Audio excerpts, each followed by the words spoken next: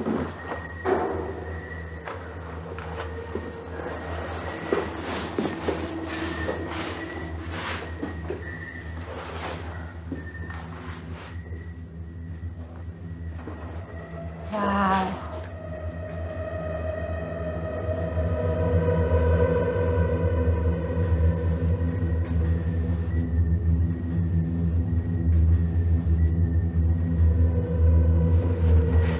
Meron naman cellphone mo.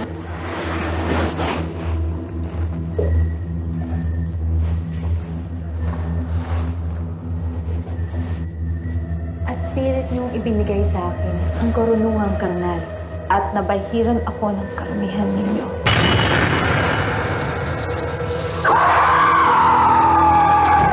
At tumuko sa sinapupunan ko ang bunga ng iyong kahalaya. Laman at dugo at balat at uto. Ang hapdi ng pagsiyang ay parusa sa karumihang ginawa ninyo. Ang anak ng serpiente, mga buitre sa templo. Sa lindahin ng mga diablo, aking dadalawin ang kasamaan ng mga magulang ng mga anak. Sa ikatlo at sa ikaapat na salin ng mga pupuot sa akin. Ang araw, ang pababahiran din siya ng kaitiman ng puno ng karumihan at kasalanan. Kaya ang ito siya sa paraiso habang at silang pa. Pagpapalain siyang kukuha ang mga hagis sa baha sa malaking bato. Mga ahas! Mga anak ng ulupo! Paano ninyong matatakasan ang bahay ng impyerno? Papatayin ko kayo! Papatayin ko kayo! Bakit? Carmen, tara na.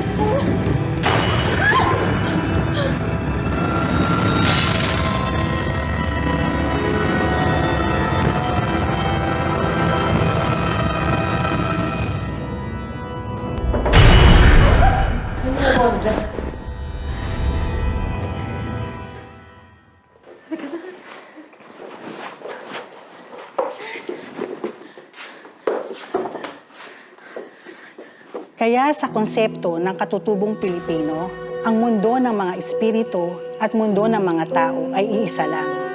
Tulad natin, kailangan din nila ng tirahan. Ang mga rebulto na hindi na sinasamba, ang mga dambana na hindi na binibisita. Yan ang pinamumugaran ng mga maligno, ng mga ligaw na kaluluwa, ng mga lamang lupa. Hindi ko maintindihan eh. Nakakita ka ba ng multo o wala? Meron nga. Wala. Hindi nga namin alam kung ano yung nakita namin dyan eh. Hindi ko nga alam kung tinatakot pa namin ang sarili namin na totoo. Basta ang alam ko, may hindi maganda nangyari dyan sa loob ng kwarto na yan. Oh, generator na naman. Silipin mo nga, Dante. Ayusin mo naman kasi trabaho mo.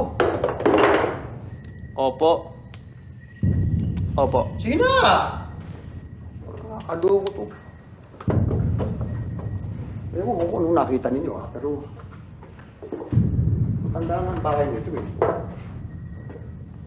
Nasaksyanan nitong kapayapaan, digmaan, ang sagana, ang kasalatan, ang buhay at kamatayan.